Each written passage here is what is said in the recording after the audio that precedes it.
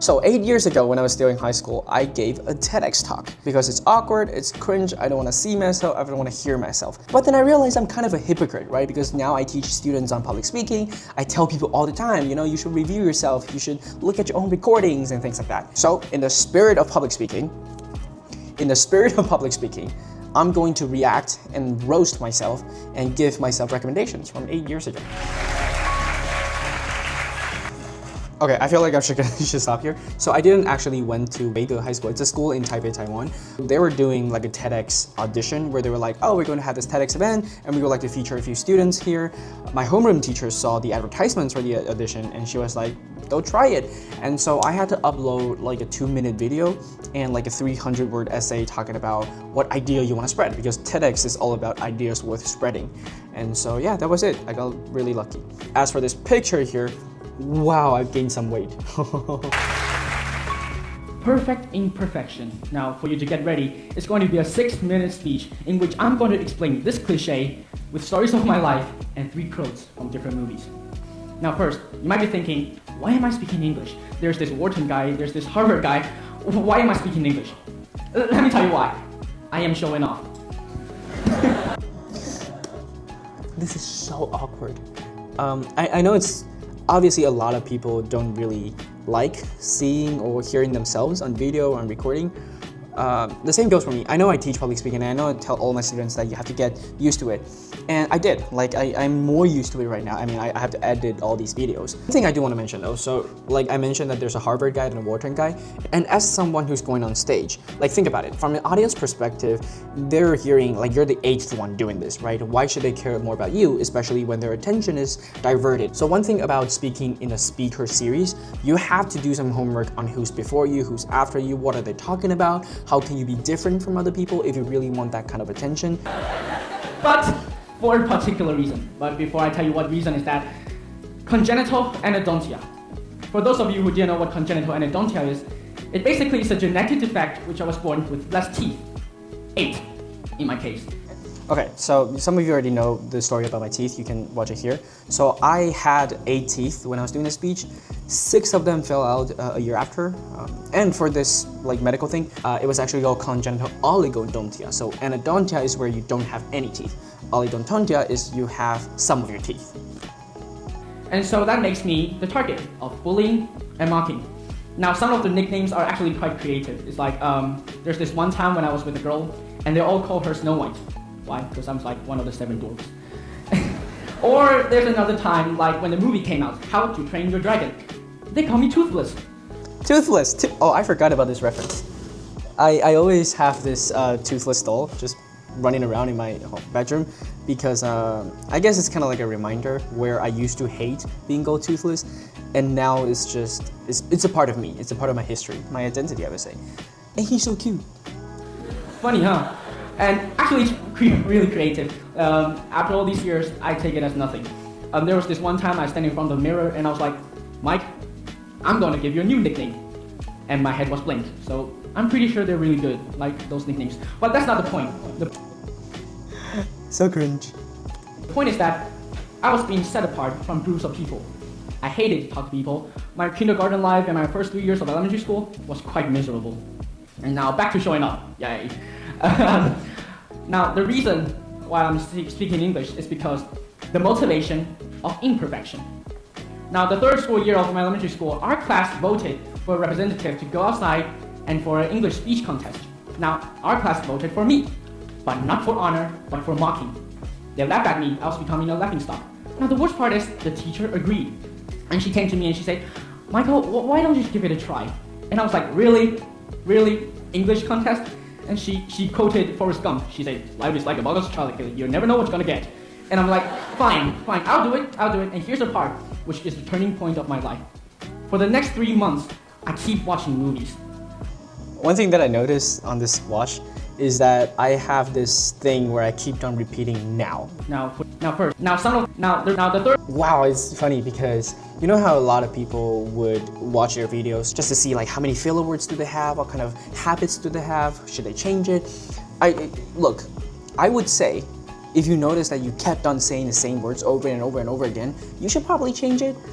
But it's okay to just have like a few of them. It actually makes you more human. Another thing that I realized is that at the time, I think I was really into English speaking for like 1 or 2 years. So you can see how like I'm really trying with my articulation and pronunciation, especially I didn't have teeth at the time. So it's really hard for me to place my tongue.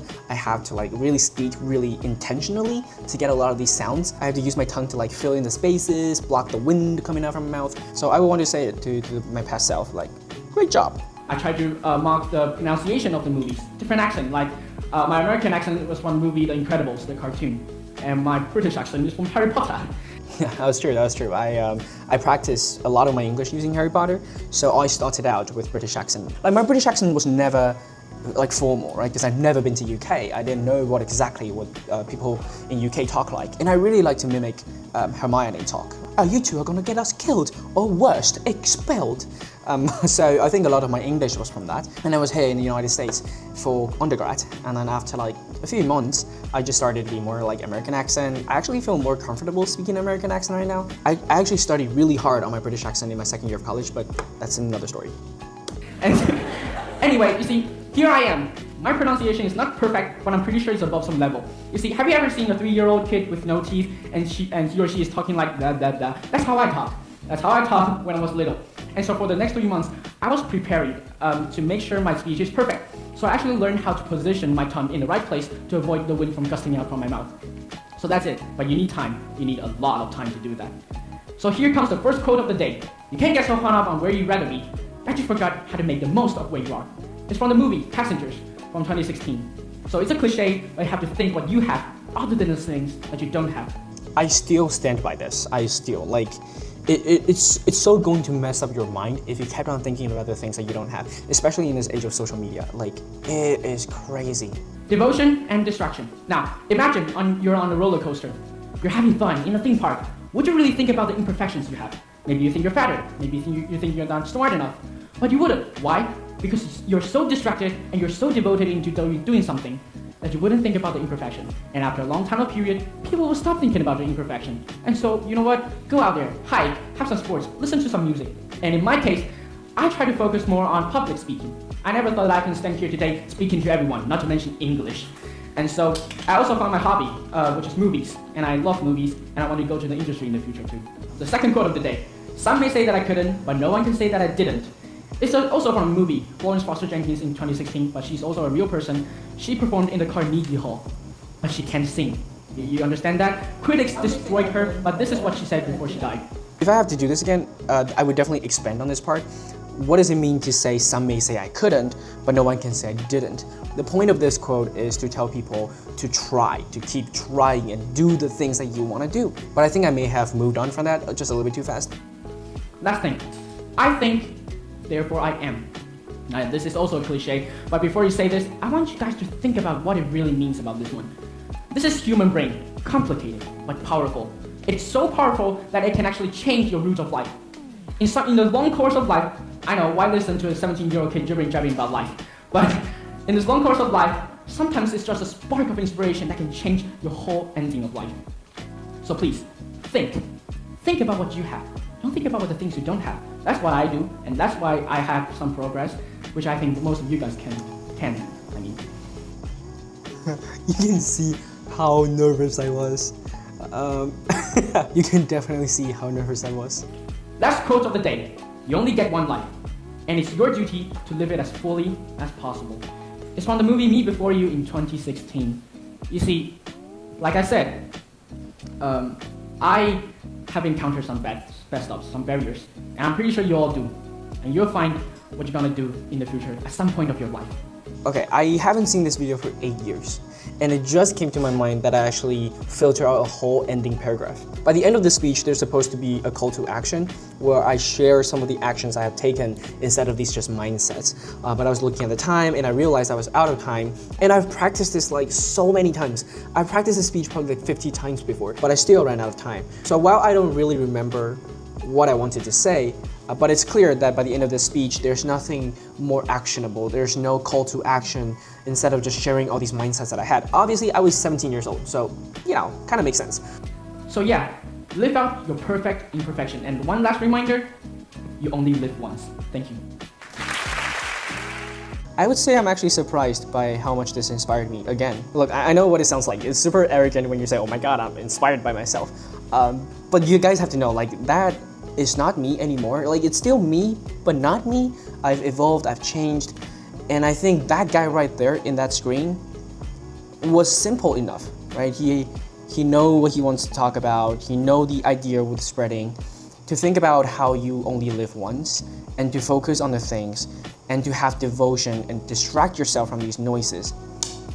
That's really important right now for me. Like now I'm doing a lot of stuff. I'm doing content creation on YouTube, I'm doing Instagram, I'm also starting my own company, I'm also building a product with my friends. So I've got all these things that I want to do. How should I focus and get my priorities straight? So I wanted to make this video to show you how I would roast myself and give myself recommendations. But I think he did a great job. So I guess the end of the lesson is how a 25-year-old can actually still be inspired by myself from 10 years ago. With all the experience, with all the new knowledge, I still think he got something to learn from. And maybe you too. You have something you want to do in your life, and I really encourage you to go for it and live it as fully as possible. Remember, you only live once, right?